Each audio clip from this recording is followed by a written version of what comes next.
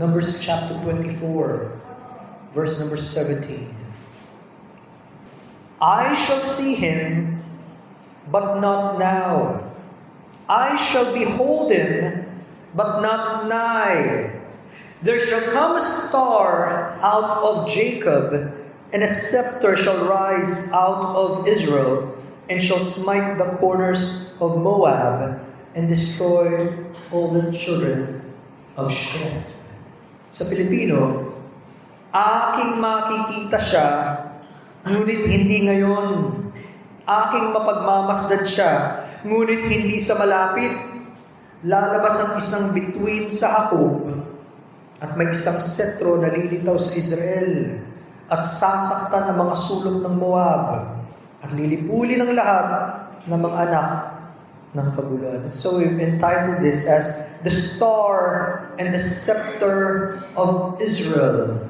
Ang bituin at ang setro ng Israel.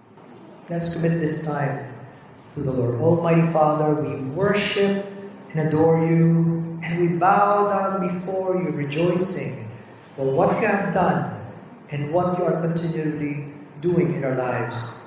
Purihin po ang inyong pangalan sapagkat sa inyong dakilang pag-ibig sa amin at sa inyong makapangyarihan plano na kayo ay dumating para sa aming katubusan. It is our prayer that you would help us once again to appreciate this great truth at lalong-lalo na aming puso ay matuon sa inyo, ang aming pagtanaw at pananampalataya ay lalong lumalim sa inyo at lalo kaming maging mapasalamatin at ang aming buhay ay lalo naming naisin na inyong gamitin para sa inyong kaluwalhatian. Pagpalain niyo po ang inyong mga salita at gabayin niyo po ako sa mga salitang mababanggit upang ito po ay maging kalulugod sa inyo. Sa pangalan ng aming Panginoon sa Kristo, ito po ang dalangin. Amen. Now, Numbers 24:17 is a quite interesting verse. Bakit ko nasabing medyo interesante ang talatang ito? Kasi kung titingnan nyo, sino ang nagsabi ng talatang ito? Medyo magugulat kayo. Ito po ay sinabi ng isang propetang bayaran, a hireling prophet. At narinig nyo na ang pangalan ni Balaam. Siya po yung isang propeta na sinubukang manghula at inupahan siya ng isang kaaway na hari, isang Moabite king by the name of Balak, para sumpain ang bayan ng Diyos, ang bansang Israel. At dahil na may ibabayad sa kanyang malaki, sinubukan niya ngayon na gawing sumpain ang bayan ng Diyos. Pero hindi niya magawa sapagkat hindi binibigay ng Diyos ang mga salita sa kanya. At ito, sa gitna ng kanyang pagtataka, at later on, pag binasa niya ang kwento, nagbigay siya ng isang masamang suhestyon na nagpabagsak sa bansang Israel para hatulan sila ng Diyos. But that would come later. Pero sa panahon ito, gagamitin siya ng Diyos para iteklara ang salita ng Diyos. Siya mismo ang magsasabi sa pinakadakilang magaganap ayon sa napakatalinong plano ng Diyos. Kaya dito pa lang sa simulang ito, makikita na natin agad ang ilang mga bagay. Unang-una, God's sovereignty in controlling all things. Ang Diyos ang nakapangyari sa lahat ng nagaganap. Walang bagay na nagaganap na hindi kontrolado ng Diyos. Siya pa rin ang hari. Pangalawa, God's word can never be stopped. He will fulfill His promise. Hindi pwedeng pigilan ang salita ng Diyos dahil tutuparin niya ang pangako kanyang sinabi. Hindi pwedeng magsinungaling ang Diyos. At pangatlo, kahit ang kaaway, hindi kayang pigilan ang pagdating ng Mesiyas. Even the enemy could not stop the coming of the Messiah. Kaya sa mga bagay na ito, gagamitin ng Diyos ang pagkakataon to para magbigay ng pag-asa sa kanyang bayan. At sana ito rin ang pag-asa na meron tayo. Kaya pag tinignan natin ang talatang ito, in this very, very short passage, we can see at least 3 points. Ano yung tatlong bagay na yon? Una, beholding the Messiah. Secondly, the light of the Messiah. And thirdly, the rule of the Messiah. Ang pagtingin sa Mesiyas, ang liwanag ng Mesiyas, at ang pamumuno ng Mesiyas. Una, tingnan natin the first one. Beholding the Messiah. Sabi nung sa talata, I shall see Him, but not now. I shall behold Him, but not nigh or near. Maraming mga Hudyo, nung binanggit ng Panginoon simula Genesis at sa mga iba't ibang aklat sa Old Testament, ang pagdating ng Mesiyas, hinintay nila ito. At marahil para sa kanila, pwedeng abutin ng matagal na panahon. Hindi nila alam kung kailan tutuparin ng Diyos ang pangako. And so, they were looking forward to His coming. Tayo naman, we are looking back. Naganap na eh. Tinitignan natin ang totoong nangyari. Pero sana, sa mga umasa noon, at ito ang kanilang expectation, kailan kaya siya darating?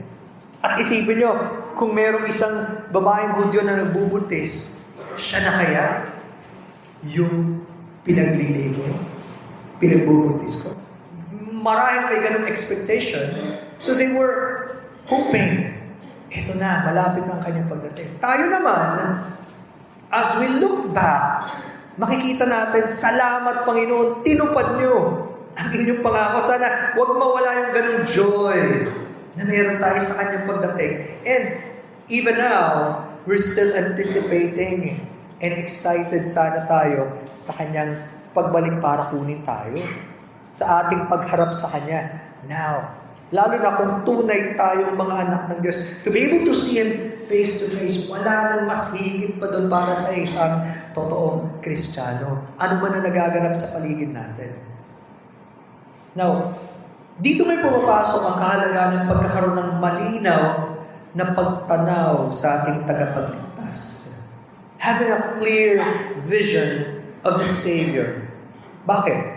Sila noon, tinitingnan nila ang kanyang pagdating base sa nakasulat sa Lumang Tipan based on what was written in the Old Testament.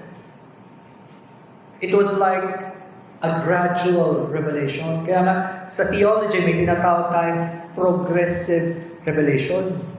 Nung binigay sa Genesis, hindi agad inilahad ang lahat until may mga detalye na ibinigay in some books like Isaiah and the prophecy of the prophets. And then later, yung fulfillment sa New Testament. Unti-unti, nagbigay ang Diyos ng detalye. Now we have the whole counsel of God. Nasa atin na ang buong kapahayagan ng Diyos. Ano pa ba ang magiging hadlang para mas makita natin at mas makilala ang ating tagapagligtas ng buo? Binigay na sa atin.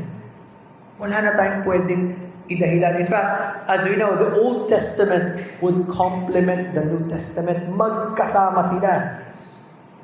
Kung ano daw yung hindi pa malinaw sa Old Testament, lalong nilinaw sa Bagong Tipan in the New Testament. And so we have to be thankful to God for the complete Word of God we have right now. Kaya, ang isang malaking kagalakan, pwede siyang maging totoo at realidad sa buhay natin. It can be so close and so real to us. Bakit? Tandaan nyo, isa sa mga pangalan ng Panginoong Kristo, His name is Emmanuel, which means God with us. Ang Diyos na kasama natin. Talagang ang Diyos dumating para samahan tayo. At tinupad niya through the person of the Lord Jesus Christ. At ngayon, nasa atin ang banal na Espiritu. At ang banal na Espiritu ang nagpapahayag sa atin sino ang Panginoong Kristo, gaano natin siya kailangan para mas maunawaan natin. In fact, if you remember John chapter 16, verses 13 and 14, maliwanag yan eh. John 16, 13 and 14. Sabi doon, However, when He, the Spirit of truth, has come, He will guide you into all truth. For He will not speak on His own authority, but whatever He hears, He will speak. And He will tell you things to come. He will glorify me, for He will take of what is mine and declare it to you. Ang katungkulan ng banal na Espiritu para ipaunawa sa atin sino tayo, para tayo ay i-convict sa kasalanan, para ipahayag ang salita ng Diyos, at ang Panginoong sa Kristo para magningning siya sa ating pagtanaw. Kaya binabanggit ko nga rin kanina sa moment, napakalaking kakulangan kapag hindi tayo napupuspos ng Espiritu ng Diyos. Kapag di natin nararanasan ang kanyang pagkilos, bakit? Maraming bagay na hindi natin maintindihan sa salita ng Diyos. At di natin makikilala ng mas malalim sino ang Diyos at ang tagapagligtas. Pero napakasarap kapag naranasan mo ang realidad ng kanyang pagkilos. So pwede siyang maging malapit at personal sa atin ngayon. Pero on the other hand, meron ding babala. At ang babala ay para sa lahat ng mga kagaya ni Balaam. This is a warning to all who are like Balaam. Bakit? Posible ba na naririnig mo ang salita ng Diyos sa iyong mga tenga, pero walang dating? Posible ba? Yes. Hindi man kayo sumagot ng malakas, I know, you know, posible. How many times have we done that? Na parang wala lang ang salita ng Diyos, hindi dumadating sa ating puso. Kasi hindi naman tayo talagang nakikinig. It is just another activity. Pwede rin ba, habang narinig tayo ngayon, pwedeng naisip mo ang Diyos, kaya ka nga pumunta sa simbahan eh. Pero during the moment we are singing, during the moment we are praying, and during the moment we are studying His Word, parang hindi ang Diyos ang katagpo mo. Because mas mahalaga pa sa yung nakikita mo sa yung cellphone, mas mahalaga pa yung katabi mo, mas mahalaga pa yung iniisip mo mamaya. Posible ba yun? Napaka-posible. It can happen to anyone. Tanong, kilala ba ni Balaam ang Diyos? Or did Balaam know God? Yes or no? Oo naman. Alam niya, he was conscious that there is a God. In fact, siya na rin ang umamin, kahit anong gawin ko, hindi ko pwedeng baguhin ang salita ng Diyos. Alam niya na may Diyos. Pero lahat yan, intelektual, hanggang isip lang. Walang pagbabago na naganap sa kanyang buhay. Ni wala nga siyang pagkatakot at panginginig sa harapan ng Diyos para subukang baliin ang salita ng Diyos. Bagamat hindi siya pinahintulutan ng Diyos, pero hindi nangangahulugan na talagang pinahalagahan niya ang Diyos. And how many Balaams do we have right now? Kaya nga sinulat ni Matthew Henry, a man may be full of the knowledge of God, yet utterly destitute of the grace of God. Pwede daw ang isang tao punong-puno ng pagkaalam ng impormasyon patungkol sa Diyos, pero walang biyaya ng Diyos sa kanyang puso. Lumalaki ang ulo sa dami ng alam, pero walang nararamdamang biyaya at kapangyarihan ng Diyos sa kanyang buhay. How many people are like that? And this is also a reminder to me, it's very, very possible to read the Word of God and to even preach or teach the Word of God. Walang dating!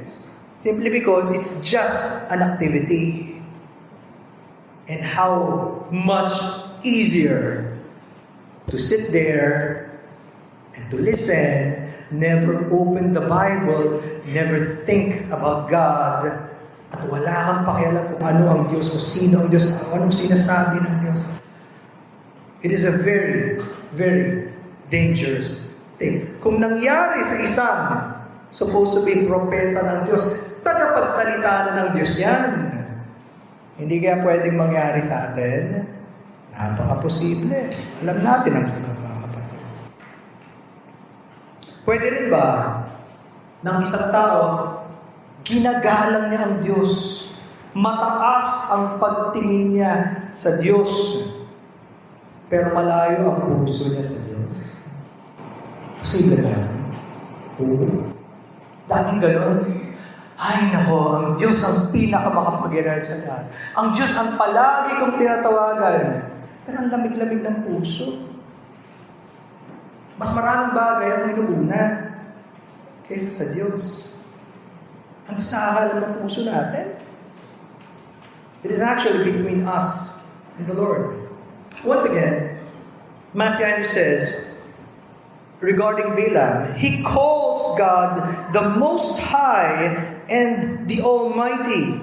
No man could seem to express a greater respect to God. Pag sa unang tingin, habang mapapakinggan mo si Balaam, habang tinatawag ng Diyos na pinakamataas, pinakamakapangyarihan, parang wala ng tao na mas higit pa pagdating sa paggalang sa Diyos. But he had no true fear of Him, love to Him, nor faith in Him.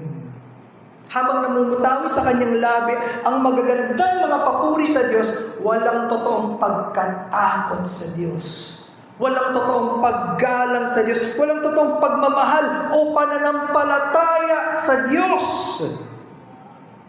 And how long have so many of us been like that? Tapos wala rin lang sa atin. Sabi ko niya, so far, a man may go toward heaven and yet come short of it at last. Oo. Pwedeng napakalapit mo na. Halos andyan ka na. Parang ang nasa bungad ka na at pintuan ka na ng langit. Pero hindi ka pala makakapasok. That's a great, great concern. But we never think of that, especially during Christmas time. Lahat tayo kasi dapat masaya pag Pasko eh. Lalo na matatapos na to, bago to. Dapat may puno-puno ng pag-asa. True! Pero nasa ng pag-asa natin? Talaga bang sa Diyos? O sa lahat na lang ng ibang inaasahan natin? Napaka-posible ba na nakikita ng marami si Kristo sa Pasko, pero bahagi lang siya ng taon-taong tradisyon? Do you think many people also see Christ this Christmas, but only as part of a yearly tradition? Of course. Remember, Balaam was given this prophecy of the promised and long-awaited Messiah. Sa kanya binigay. In fact, may nakita siya. He was able to see. Pero ang kanyang statement, I shall see Him, but not now. I shall behold Him, but not nigh. Oo, makikita ko siya, hindi lang ngayon. Mamamasdan ko siya, pero hindi malapit. Walang realidad. Naintindihan nyo? At kahit daw ang isang masamang propeta kagaya ni Balaam, may nakita siya patungkol sa pinangakong tagapagligtas, ang Panginoong Kristo, pero hindi malapit. Napakalayo ng pagtingin. At ibang-iba ito sa karanasan ni Job. Kilala niyo si Job. Isang taong may takot sa Diyos, dumaan sa pinakamatinding pagsubok. May pagkakataon parang kinwestiyon pa nga ni Diyos, ba't pa ako nabuhay? Kinwestiyon ni Job, ba't pa ako nabuhay? Nagtatanong siya sa Diyos hindi niya na makayanan yung bigat. Pero merong pagkakaiba, bakit kilala ni Job ang kanyang tagapagligtas. In fact, sabi sa Job 19:25 to 27, Job 19:25 to 27, for I know that my Redeemer lives, and He shall stand at last on the earth. And after my skin is destroyed, this I know, that in my flesh I shall see God, whom I shall see for myself, and my eyes shall behold, and not another. How my heart yearns within me. Sa gitna ng lahat ng ito, ng mga dinadanas kong kahirapan, alam ko, buhay ang aking tagapagligtas. Kahit mamatay pa ako, kahit mabulok ang aking katawan, pero makakasama ko siya. Makikita ko ang Diyos. Makikita ko siya ng mukhaan. What a great hope. Kaya siya nanapit. And that is the only reason why we can continue as Christians in this world. Yung bang pinag-usapan nga namin kanina in Sunday School, papaano tinulungan ng Diyos, ginabayan ng Diyos si Elijah, who was a mighty prophet of God, na handa ng sumuko. Hinihingan niya sa Diyos sa patay siya. Paano siya tinulungan ng Diyos? Yun lang ang pwede natin maging pag-asa kung meron tayong totoong relasyon sa tagapagligtas at hindi fake yung ating kiniklaim na Kristiyano tayo, pero hindi pala. Matagal na akong tagasunod. Yung pala hindi. Yung realidad niya sa buhay natin ang magbibigay sa atin ng pag-asa. Pero pwede natin itanong, sa dinadala namin ng tao, bakit ito pang si Balaam na isang hired prophet, bayaran, ang gagamitin ng Diyos para sa napakagandang mensahe ito? Well, una, siyempre, para ipakita ng Diyos, siya ang bahala, siya ang sovereign, siya nagpaplano ng lahat. Hindi natin kontrolado yun. Yun ang bahagi sa makapangyarihang plano ng Diyos at sa karunungan ng Diyos. Walang pwede mag-question. Pero pangalawa, yung kagandahan ng mensahe ay hindi nababago ng kasamaan ng mensahero. Diba? Minsan, totoo naman sa atin yan, meron tayong reputasyon na kailangan ingatan. At tama naman yun sa mga Christians, dapat magliwanag tayo sa mas mundo. Kaya lang, hindi nakabase sa nagsasalita o nagsasabi yung katotohanan ng mensahe, lalo na kung ito ay ang pagdating ng Diyos at ang makapangyarihang pagkilos ng Diyos. Hindi sa Kanya nakasalalay. Nakasalalay dun sa darating. At alam nating dumating na. Sabi nga ni John Stott, a blind man may bear a torch in his hand, whereby others may receive benefit, though himself receive none. So here, ako niya yung illustration. Ang isang bulag na tao, pwedeng may dala-dala daw siyang sulong at hindi niya nakikita yung liwanag. Pero ibig sabihin, walang liwanag.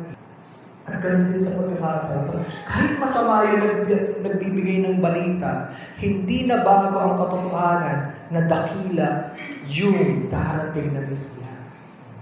Kaya minsan natatakot tayo. Kung ako Kristiyano, tapos hindi ako palaging nakasunod sa Diyos, gagamitin pa ba niya ako para sabihin sa iba ang mabuting balita ng kaligtasan? Una, syempre, kailangan isuko natin sa Diyos sa sarili natin at kasalanan natin. Pero huwag tayong matakot na ipagsabi ang balita, mabuting balita ng kaligtasan. Bakit? Siya ang pag-asa ng tao, hindi naman tayo eh. Hindi tayo perfect, pero yung ating tagapagligtas ang walang hanggan. Siya ang Diyos ng kaligtasan. Paano nila malalaman kung walang magsasabi? So tanggalin natin at tingin natin sa Diyos. Mawala yung mga pagkaba natin na parang tayo ang dahilan. Hindi tayo. Tagapagdala lang tayo.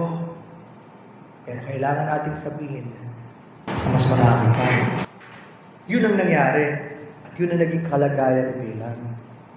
So notice, gaano kahalaga ang tunay na pagtingin sa Mesiyas. Nakikita mo ba siya ng malapit at malinaw? Kung hindi, hingin mo sa Panginoon. Pangalawa, ang liwanag na dala ng ating Mesiyas, the light of the Messiah. Makikita natin yan from the second part of Numbers 24:17. Sabi doon, a star shall come out of Jacob. Meron daw bituin na lalabas mula kay Jacob.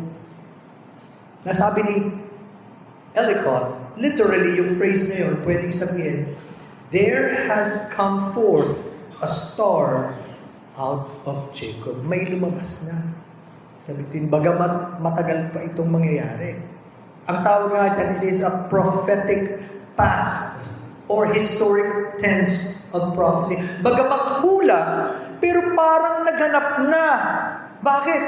Ang Diyos na ako Siguradong gagawin niya, walang pipigil sa plano ng Diyos. Kaya, centuries pa bago maganap. Pero sinasabing naganap na. At bakit tamang-tamang imagery yung ginamit na star or between? Kasi daw ginagamit yan kahit sa mga hari, sa mga kilala at ginagaling ng mga tao. Lalo na kung ang darating ay walang katulad kundi yung Messiah. At ikinabit dyan, later on makikita natin yung scepter, yung hawak-hawak ng hari. It can only mean the Savior, the Lord Jesus Christ. Wala nang iba. Siya lang yun. Tanda natin, ang pagdating ng Panginoong Kristo ay nagdala at patuloy nagdadala ng liwanag sa madilim na sanlibutan ito. According to Isaiah chapter 9, siya yung tinatawag na dakilang liwanag. And in verse number 2, Isaiah 9:2, the people walked in darkness have seen a great light. Those who dwelt in the land of the shadow of death, upon them a light has shined. Tingnan niyo yun. At gaya na ang tao nasa kadiliman, hindi niya alam na nasa kadiliman siya. Dahil sa kasalanan, normal ang buhay. Pero dumating siya bilang liwanag at doon mo palang malalaman, ang laki-laki pa na nang hindi ko alam. Ang dami ko palang hindi alam sa Diyos. Ang layo-layo ko pala sa Diyos kapag dumating siya sa buhay mo bilang liwanag. Sipin mo nga daw ang kalagayan. Halimbawa, kung may mga tao na matagal nang nabubuhay sa loob ng kuweba, in a cave, diba? Cave dwellers. For the longest time, they think, okay naman sila sa kuweba Kasi may konting liwanag, medyo masikip, pero ayos na sila. Hanggang isang araw may lumabas. At sabi na, teka, may mas malaki pa palang mundo. At meron palang tinatawag na araw. Hindi natin alam ito. Pero masyado na tayo nakontento dyan. Palagay naman, hindi ba na-excite yung marami? Ang dami pa natin hindi alam. Doon palang magsisimula na maintindihan nila, ang laki pala ng kaibahan ng liwanag at dilim. And that's the exact condition of people who do not know the Lord. Sa normal na kalagayan, ganyan maraming tao, anong iisip? Buhay, pamilya, pag-aaral, karir, hanggang mamatay. Yun na yun. Walang liwanag. Pag pinag-liwanag ng Panginoon, napakalaking kaibahan. Yun ang ating tagapagligtas. At salamat kung dumating siya sa buhay mo at sa buhay ko. Siya ang gumawa ng pinakamalaking pagkakaiba at patuloy gumagawa sa atin. Hindi ba ang Panginoon din na nagsabi in John 8:12, sabi niya in John 8:12, I am the light of the world. He that followeth me shall not walk in darkness, but shall have the light of life. Dahil daw siya ang liwanag ng buhay, sino mang sumusunod sa Kanya, hindi na mabubuhay sa kadiliman, pero may liwanag ng buhay. Your life will never be the same. Hindi na pareho ng dati. Dumating na siya bilang liwanag. Ang tanong, gaya na sinasabi sa Thessalonians, talaga bang tayo ay anak ng liwanag? O bumabalik pa rin tayo sa kadiliman? Isa ka lang sa dalawa, kapatid. Hindi pwedeng maghalo yung dilim at liwanag. Isa lang ang pwedeng manaig dyan. Sana ang liwanag ng Panginoon ay nasa atin. Kaya hindi kayo magtataka, di ba? During the birth of the Lord Jesus Christ, at habang siya ay lumalaki, ang ginamit ng Diyos bilang gabay sa mga matatalino mga tao, the wise men, tandaan nyo, hindi mga ari yan. They were called as wise men. Ang term nga daw sa Greek, magoi, which means magi, or astrologers, pinag-aaralan nila yung mga bituin, yung kalawakan, ano mga nangyayari sa planeta.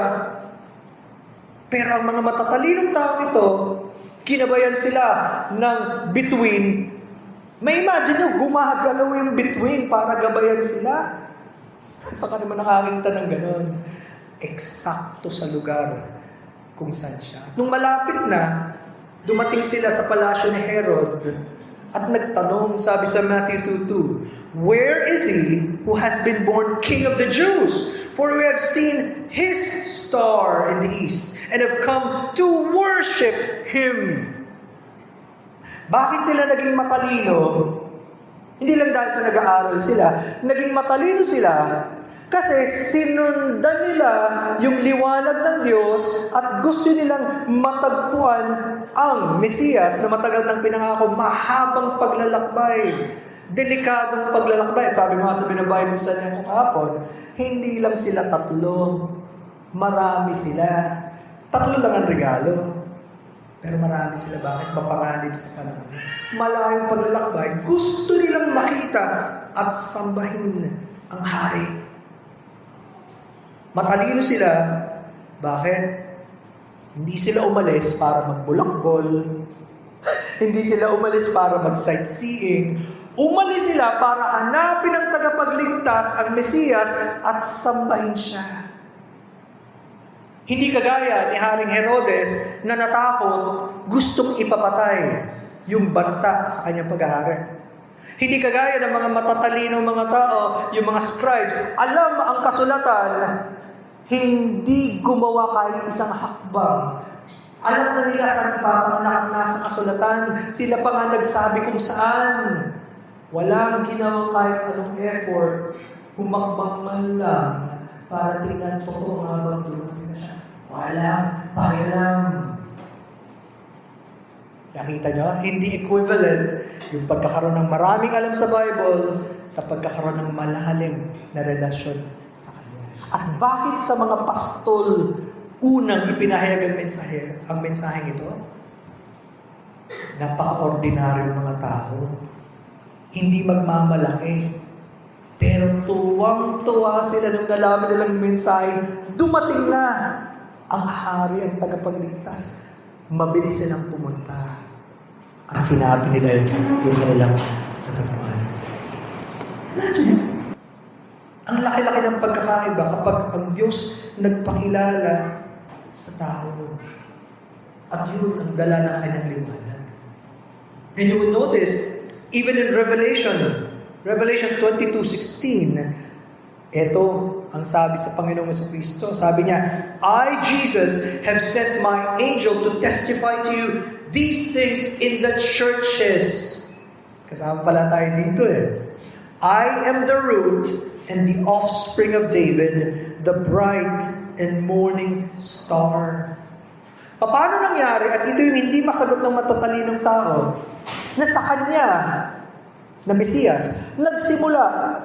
Nauna pa siya kay David. Sa kanya nang galing itong linya ni David. Pero sa linya ni David, siya manggagaling. Paano nangyari yun? He was the root and offspring of David. At nung binabanggit, he was the bright. Walang katulad sa liwanag. Talaga namang mamamangha ka sa kanyang kabanalan ng kaliwanagan. He's called as the morning star. Nakakita na ba kayo minsan, nung bago pa sumikat ang araw, merong isang maliwanag? I think it's a planet like Venus. Maliwanag siya bago pa sumikat ang araw. It's like a morning star. Napakaganda. Yun ang tawag sa kanya sapagkat dala-dala ng Panginoong Jesucristo ang bagong pag-asa, ang biyaya, ang katubusan sa gitna ng kasalanan at karumihan ng tao. Ito siya. Nagbibigay ng panibagong liwanag. What a fitting title to our Savior. So tingnan nyo gaano kahalaga ang totoong pagtingin sa Panginoon, ang liwanag na dala niya, at pangatlo, you would notice the rule of the Messiah. Ito yung third part of Numbers 24:17. Sabi doon, a scepter shall rise out of Israel. Again, ang mahawak ng sceptro ay yung hari. At dahil nasa kanyang sceptro, siya ang tunay na dapat kilalanin hari. In fact, do you know, even si Jacob, ginamit ng Diyos to become a prophet. Hinulaan niya ang magaganap sa mga anak niya. At isa sa binanggit niya in Genesis 49, specifically verse number 10, is about Judah. Ano ang magaganap kay Judah at sa tribe of Judah? Sabi doon, Genesis 49:10, the scepter shall not depart from Judah, nor a lawgiver from between his feet, until Shiloh come, and unto him shall the gathering of the people be.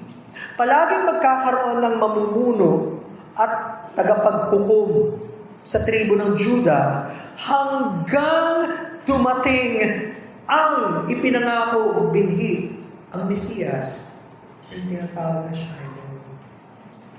Hanggang siyang dumating dahil siya na ang totoong hari at taga-panguna. Which I think also speaks about isa sa atin. Bawat isa sa atin may naghahari-harihan sa puso natin. Either sarili natin or someone else is controlling us. Meron. Hanggang dumating siya bilang hari ng buhay natin, mawawala na yung ating allegiance sa kaaway, sa kasalanan, sa mga maraming bagay. Siya na lang ang aking Panginoon at tagapagligtas. Siya ay totoong hari. At isa sa mga binanggit sa kanya na title, ang pagiging hari. In fact, Psalm 2, verses 6 to 8, binabanggit ng Diyos ang kanyang pagtatalaga sa Mesiyas bilang kanyang hari sa kanyang bundok ng Zion. Psalm 2, 6 to 8, sabi ng Diyos, yet I have set my King on my holy hill of Zion. I will declare the decree. The Lord has said to me, you are my son. Today I have begotten you.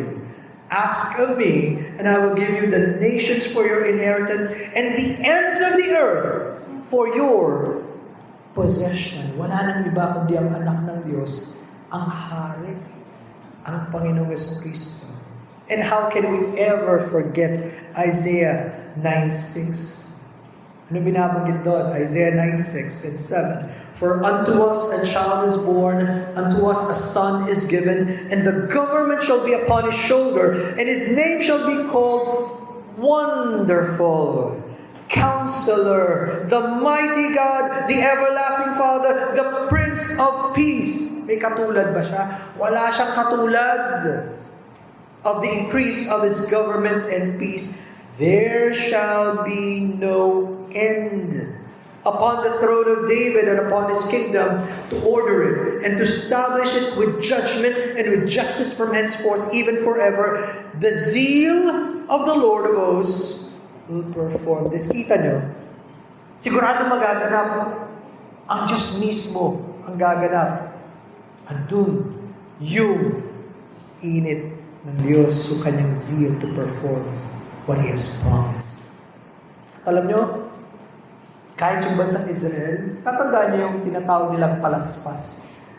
Pagdating ng Panginoon sa Jerusalem, nakasakay siya ng donkey, pero pinuri siya ng mga tao at sinabing dumating na ang hari. In fact, that was prophesied in Zechariah 9:9. Rejoice greatly, O daughter of Zion. Shout, O daughter of Jerusalem. Behold, your king is coming to you.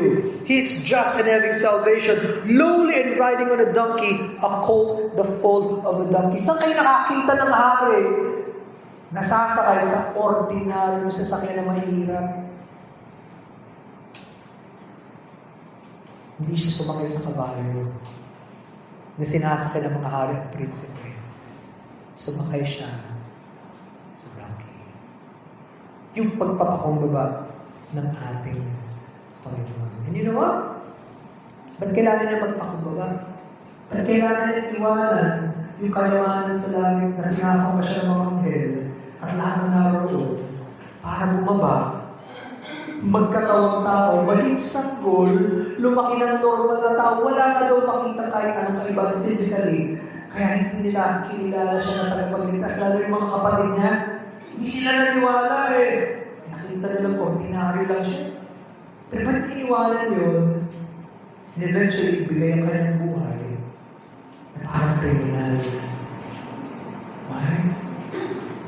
Kasi siya lang ang pwedeng tumupad ng pangako ng Diyos na magliligtas sa ating kasalanan.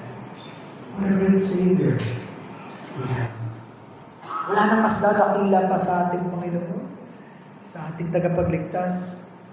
Kaya nga tama eh, sabi sa Revelation 19:16, and he has on his robe and on his thigh a name written, King of Kings and Lord of Lords. Kaya dumating siya bilang tagapagligtas, pero huwag mo siyang babaliwalain sapagkat siya ay hari.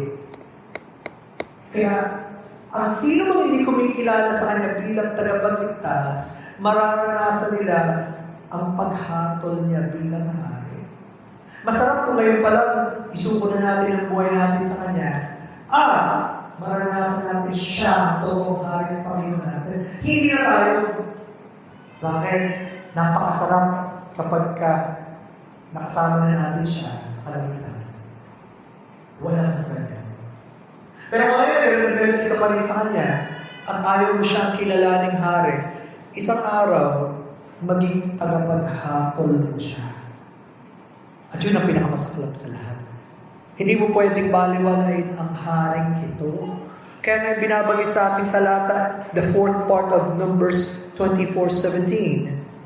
Kaya niyang talunin ang kanyang mga away. Sabi doon, Moab and all the children of Shem. It represents all of the enemies of Christ. Lahat ng ayaw sa Panginoon, walang ibang pwedeng gawin, kundi sila ay hatulan. Why? Because He is King of Kings and Lord of Lords. Wala nang mas mataas pa sa Kanya. Kaya ng mga tao, sabik na sabik sa kapangyarihan, sabik-sabik sa posisyon, sabik sa makukuha, they will all give account to God. Lahat tayo. At naisip ko, alam niyo ba yung hari na umupa kay Balaam na si Balak? Imagine kung anong naramdaman ng hari yun. Kasama siya sa prophecy. Kasama siya at ang kanyang bayan na hahatulan. Imagine, kahit anong bayad at gawin niya, hindi niya mapipigilan ang pagdating ng tagapagligtas. At hindi mo rin mapipigilan ang pagharap sa kanya isang araw. You will face Him. Pero ang masarap, kung tagapagligtas mo siya at Panginoon, makakasama mo siya habang panahon. Ang pinakamasaklap, kasama ka sa hahatulan. Yan. Yun ang nabanggit natin, Christmas should be a happy occasion. It's supposed to be a celebration. Pero ang tunay na makapagsa-celebrate ng Christmas ay yung mga nakaranas ng kaligtasan sa ating Panginoon Jesucristo.